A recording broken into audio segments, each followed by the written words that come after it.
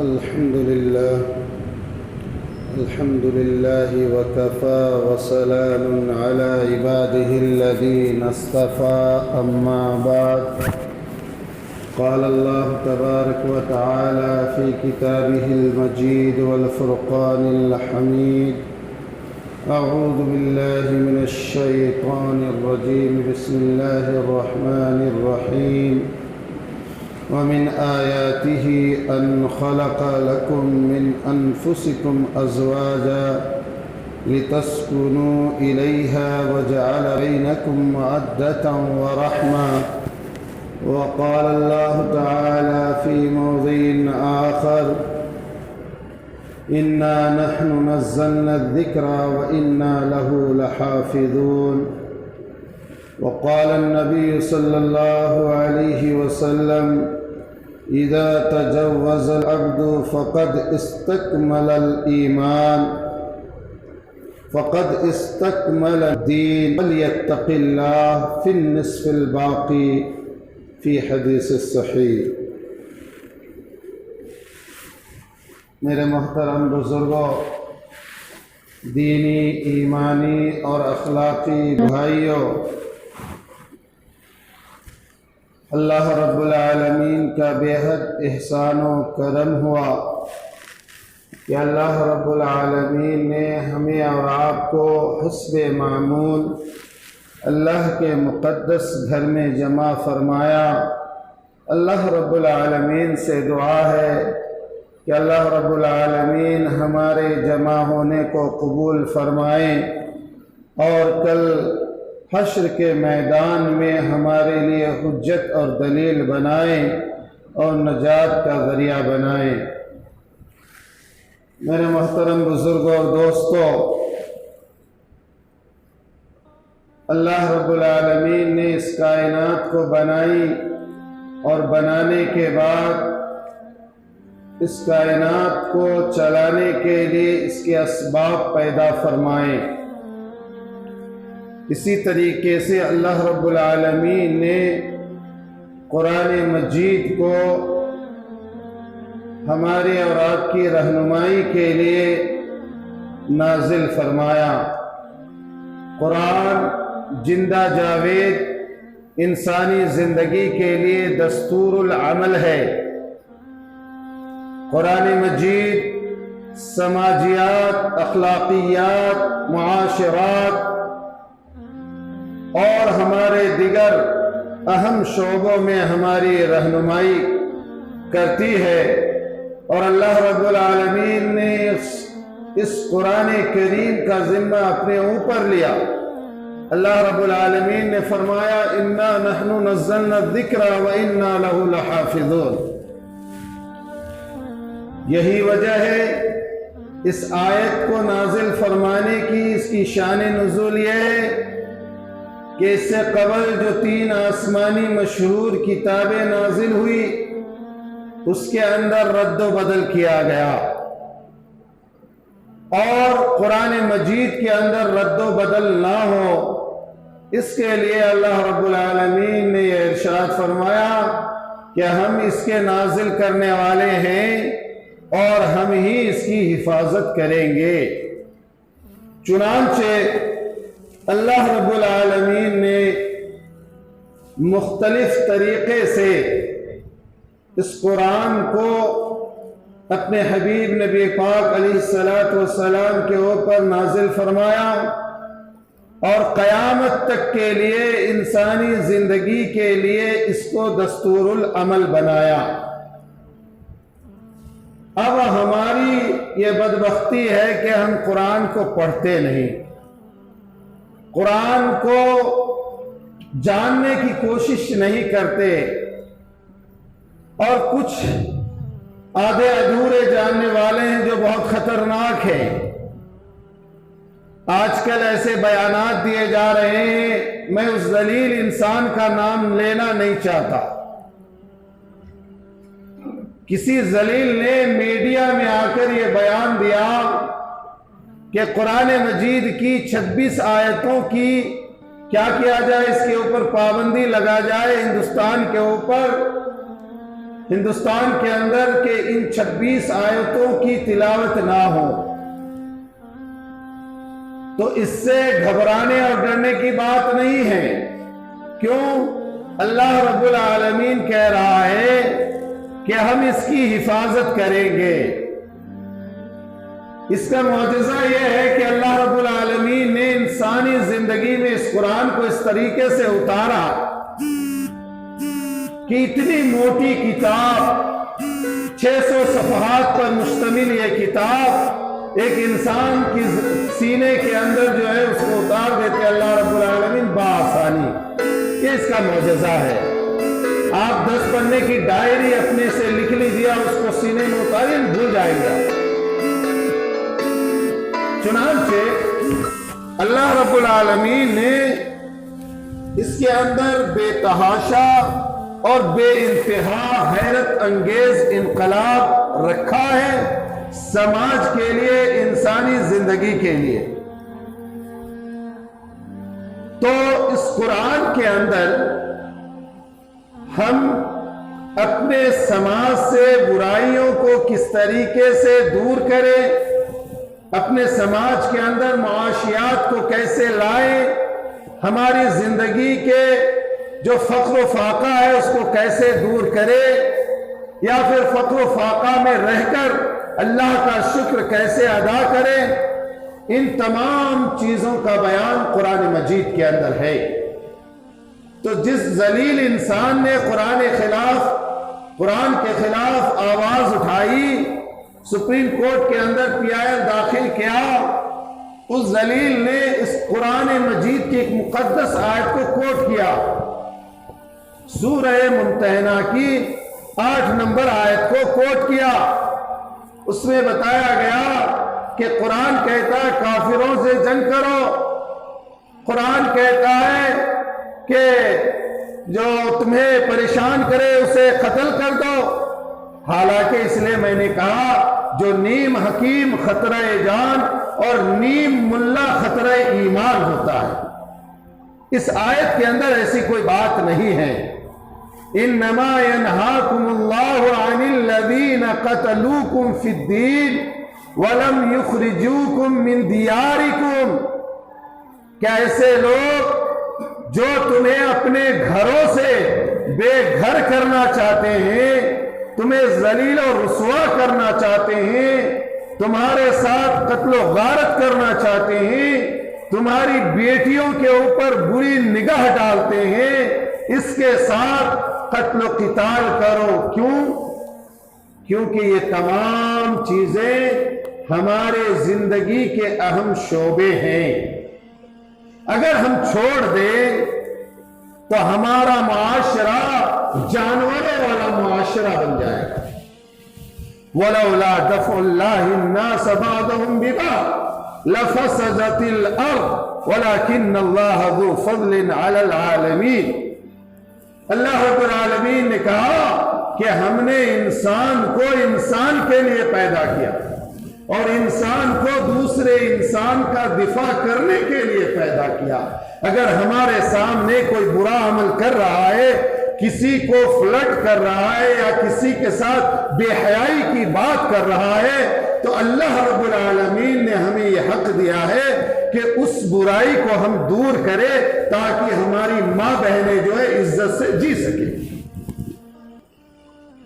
تو یہی تو قانون ہے، ہر ملک میں قانون ہے، اور قانون بنایا جاتا ہے انسانیت کے لیے۔ مذہب اسلام یا کوئی بھی دنیا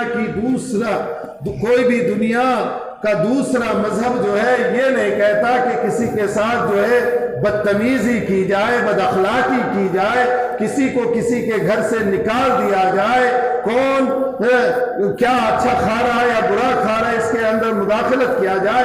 یعنی انسانی زندگی کا ایک پیمانہ ہے، اس پیمانے کو اللہ رب العالمین نے قرآن مجید کے اندر درسایا، اور اس جاہل شخص نے سپریم کورٹ کے اندر PIL داخل کیا جس میں سے یہ آیت ہے، وہاں پر یہ پڑھا دیا گیا کہ اس میں کہا جا رہا ہے کہ کافروں سے جنگ کرو۔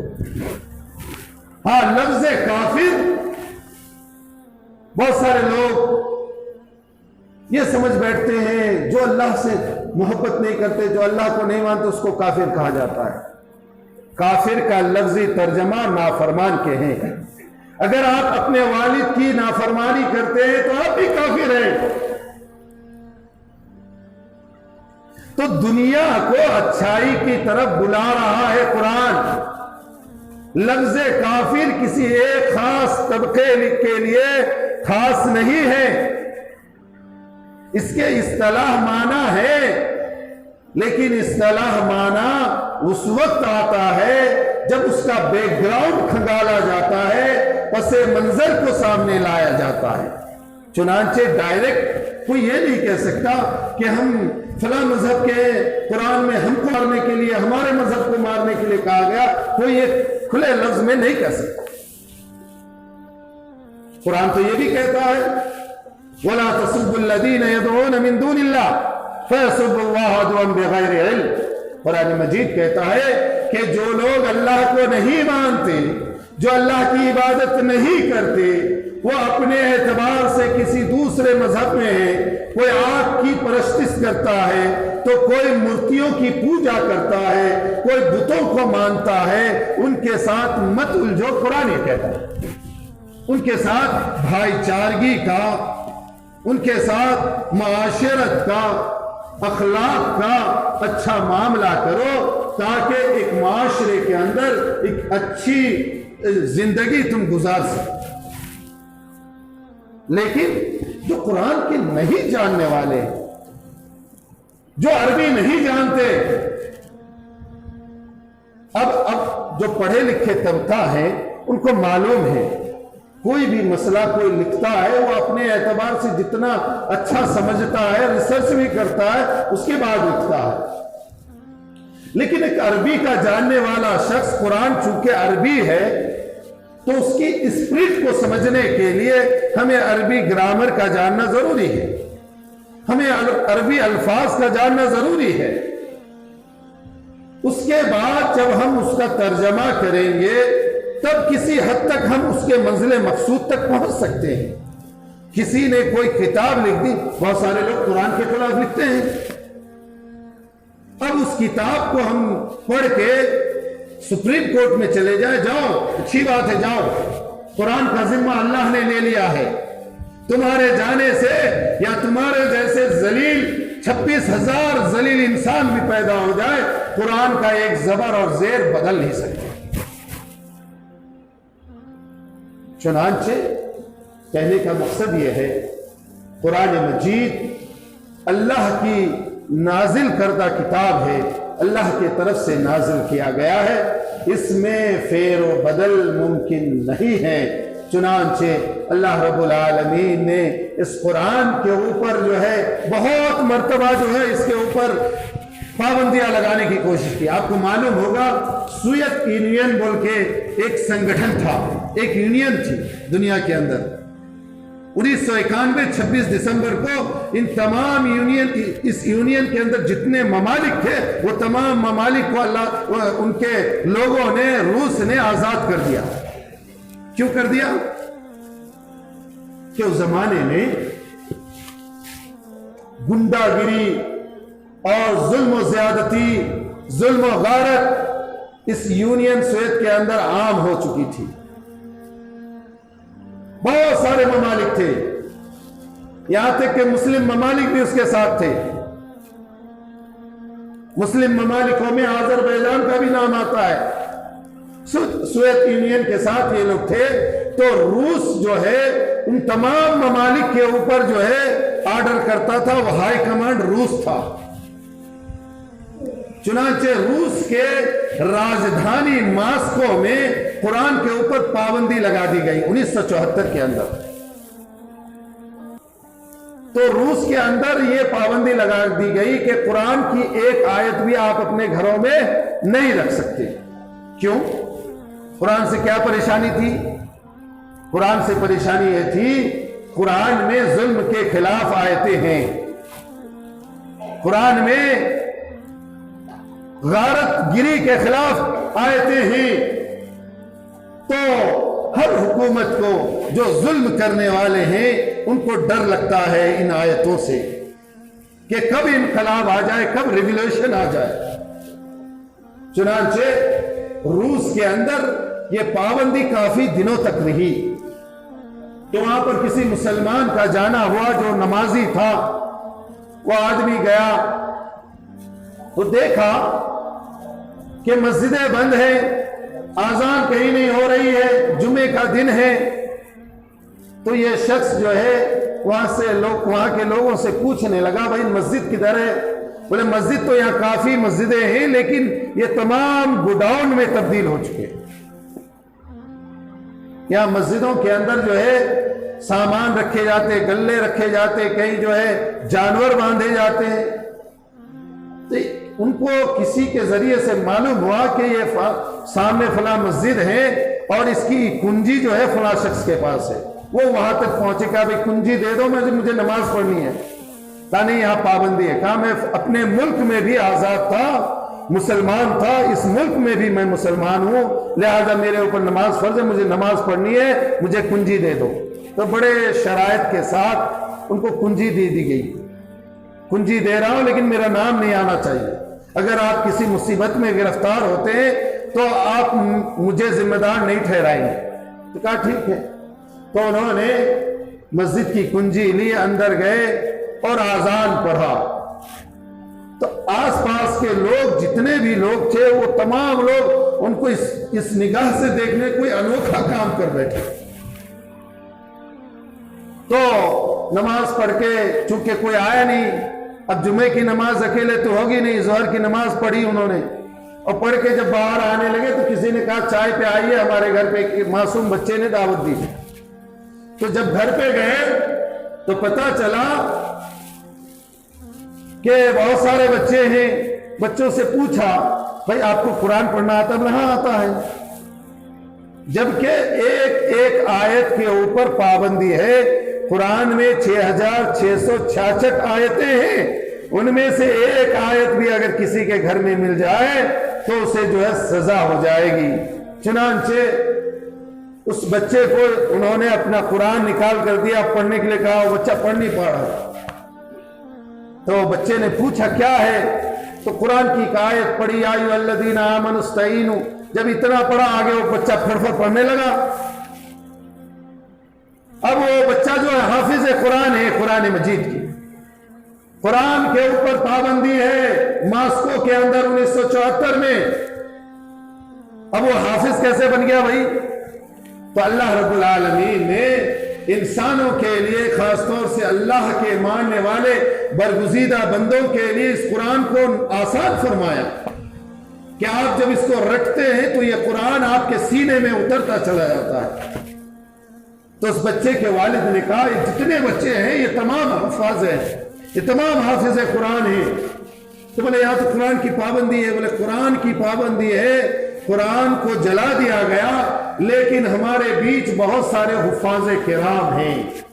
ہمارے حفاظ کرام، کوئی درجی ہے، کوئی میکینک ہے، کوئی شاپ کیپر ہے، تو ان کے یہاں ہم اپنے بچوں کو بھیجا کرتے ہیں اور وہاں بچے جا کے جو ہے قرآن کو حفظ کرتے ہیں۔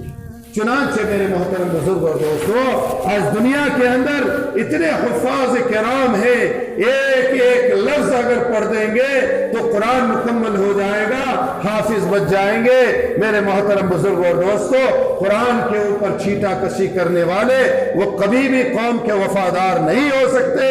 ان کے پیچھے جو ہے کوئی ایسی جو ہے تنظیم ہے جو ان کو ابھار رہی ہے قرآن کے خلاف بولنے کے اوپر۔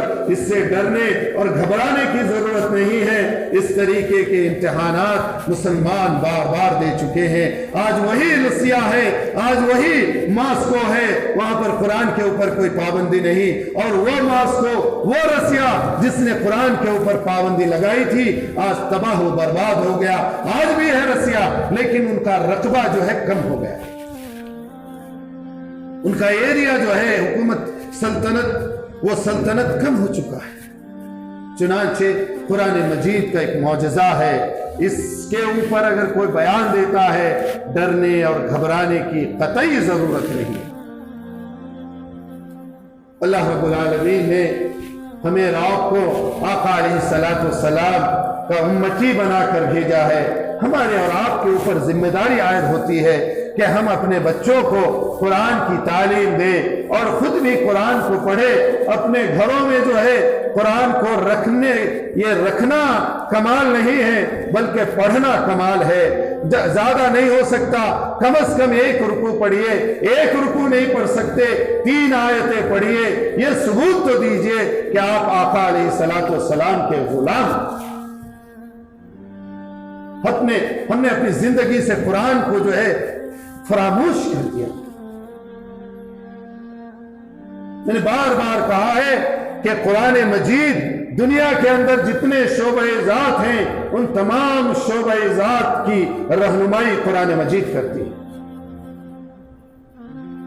ہم پڑھیں تو صحیح، اس کو دیکھیں تو صحیح. اگر دیکھیں گے نہیں، پڑھیں گے نہیں، سمجھیں گے نہیں، اس وقت تک قرآن کی اہمیت ہمارے ذہنوں میں قطعی آ نہیں سکتی. اس لیے ایسے لوگوں سے، ایسے جو بے ایمان اور ایسے جو ذلیل اور رسوا لوگ ہیں، ان کے بیانوں سے گھبرانے کی ضرورت نہیں. 1000 بیان دے دے اور یہ ممکن بھی نہیں ہے کہ قرآن مجید کے اندر سے کوئی 16 آیتیں نکال دے. یہ ممکن، قطعی ممکن نہیں. کیوں؟ قرآن مجید عالمی کتاب ہے.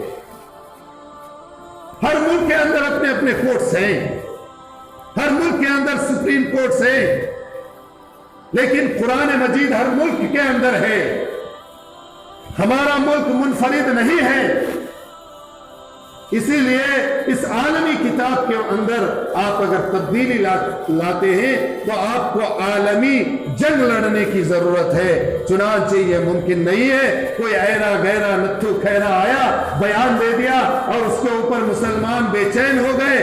قطعی بے چین ہونے کی ضرورت نہیں. ہاں، بے چین اگر ہونا ہے تو اپنے بچوں کی زندگی کو دیکھو اور بے چین ہو کہ ہماری زندگی کے اندر قرآن کا رول جو ہے وہ کتنا ہے، قرآن ہم کتنا پڑھ رہے ہیں.